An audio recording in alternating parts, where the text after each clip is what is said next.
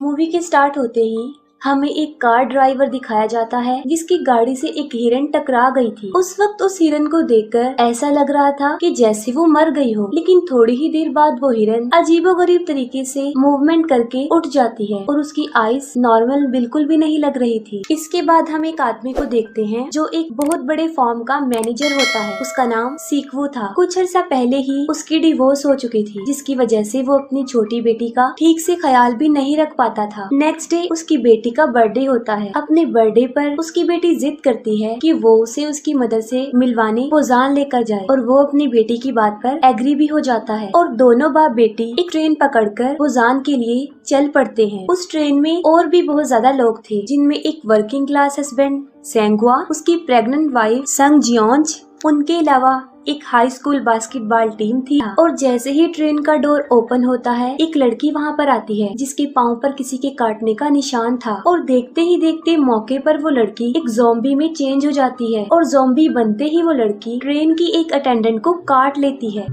उसके काटते ही वो अटेंडेंट भी ज़ॉम्बी में बदल जाती है। बस ऐसा होते ही ये वायरस बहुत तेजी से उस ट्रेन में फैलने लगता है, जिसकी किसी दूसरे स्टेशन पर जाकर रुकती है तो सारे पैसेंजर्स सिटी की तरफ भागते हैं। लेकिन बाहर निकलकर वो अपने इर्द गिर्द देखते हैं कि यहाँ तो पहले ही वो ज़ॉम्बी इन्फेक्शन बुरी तरह फैला हुआ है, जिसकी वजह से वो वापस ट्रेन की तरफ भागते हैं। ट्रेन में बैठने की भगदड़ में लोग अलग अलग डब्बों में बैठ जाते हैं। तब ट्रेन का कंडक्टर इस ट्रेन को पोजान की तरफ ले जाने का सोचता है, क्योंकि उसे रिपोर्ट मिली थी कि चंद बचे कुछ शहरों में पोजान भी एक शहर है जहाँ अभी तक ये इन्फेक्शन एंटर नहीं हो सका। सीक्वू, सेंगवा और यंगगुक ट्रेन में रास्ते ढूंढते हुए बाकी पैसेंजर से भी मिलते हैं और ये 6 के 6 लोग मिलकर ट्रेन के अगले वाले डब्बे में जाने की कोशिश करते हैं। उनकी इस कोशिश में उन्हें बहुत सारे ज़ॉम्बी से बचकर निकलना पड़ता है। अगले वाले डब्बे में और भी बहुत सारे लोग थे जो वहाँ पर सेफ बैठे थे और जब ये 6 लोग बड़ी मुश्किल से किसी तरह उस डब्बे तक पहुँच ही जाते हैं तो सेल्फिश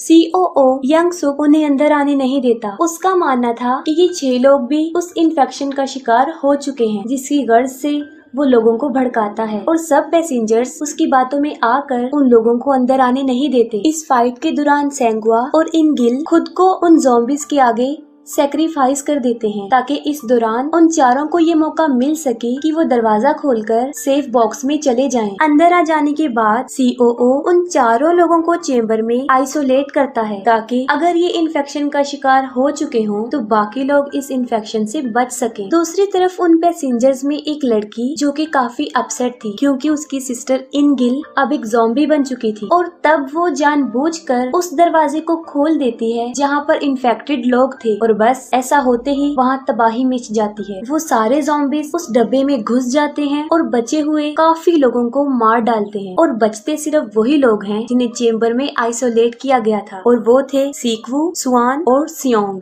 इनके अलावा COO और एक ट्रेन अटेंडेंट खुद को बाथरूम में बंद करके अपनी जान बचा लेते हैं। फिर हम देखते हैं कि इस ट्रेन का रास्ता ब्लॉक हो चुका था, जिसकी वजह ये थी कि उस स्टेशन की पटरियां बंद थी और जैसे ही वो ट्रेन अपने स्टॉप पे रुकती है बचे हुए पैसेंजर्स किसी दूसरी ट्रेन की तलाश में निकल पड़ते हैं और इसी तलाश में वो सब एक दूसरे से बिछड़ जाते हैं। वो COO एक बार फिर से खुद गर्जी का मुजाहिरा करता है। वो अपनी जान ट्रेन अटेंडेंट को उन ज़ॉम्बीज की तरफ धक्का देकर बचाता है, जिससे वो अटेंडेंट की भी मौत हो जाती है और वो सेल्फिश युनसुक बच जाता है। अब यहाँ पर युनसुक वैसे तो बच गया था, लेकिन उसे एक ज़ॉम्बी ने काट लिया था और डेफिनेटली वो खुद भी अब एक ज़ॉम्बी बन चुका था और वो बचे हुए उन लोगों पर अटैक कर देता है। सीक्वू ज़ॉम्बी युनसुक से लड़ता है, लेकिन इस फाइट में युनसुक उसे काट लेता है। सीक्वू यहाँ पर समझ जाता है कि अब क्योंकि उस ज़ॉम्बी ने उसे काट लिया है तो अनकरीब वो भी ज़ॉम्बी में बदलने वाला है। ये सोचकर वो अपनी बेटी और सियोंग को इंजन वाले रूम में बंद करता है और जाने से पहले वो अपनी बेटी से अपनी लाइफ के लास्ट वर्ड कहता है। अब जाहिर है सीक्वू ने ज़ॉम्बी बन जाना था, तो जैसे ही वो फुल ज़ॉम्बी बनता है वो ट्रेन से कूद जाता है और यहाँ पर सीक्वू काफी इमोशनल हो जाता है और वो मरते हुए भी उन मोमेंट्स को याद करता है जब उसकी बेटी बिल्कुल छोटी सी थी और उसने उसे अपने हाथों में उठाया था और अब ट्रेन ट्रेन फाइनली पोजान पहुंच जाती है और तब दो लोग स्वान और स्योंग वहां पर उतरते हैं और ये दोनों ही थे जो उस ट्रेन में सरवाइव कर गए थे। वो आगे की तरफ जाते हैं जिसकी दूसरी तरफ कुछ सोल्जर्स थे और ये सोल्जर्स बॉर्डर को ज़ॉम्बीज से डिफेंड कर रहे थे और उन दोनों को देखकर वो समझते हैं कि शायद ये दोनों भी ज़ॉम्बीज हैं और बस वो उन दोनों को शूट करने ही वाले होते हैं कि तभी उन्हें स्वान के सॉन्ग की आवाज आती है, जिससे वो समझ जाते हैं कि ये कोई ज़ॉम्बी नहीं बल्कि रियल ह्यूमन सरवाइव है। स्वान वही सॉन्ग गा रही थी जो वो हमेशा से अपने फादर के लिए गाना चाहती थी, लेकिन आज वो अपने फादर की डेथ के बाद उनको याद करके ये गाना गा रही थी। यहीं पर मूवी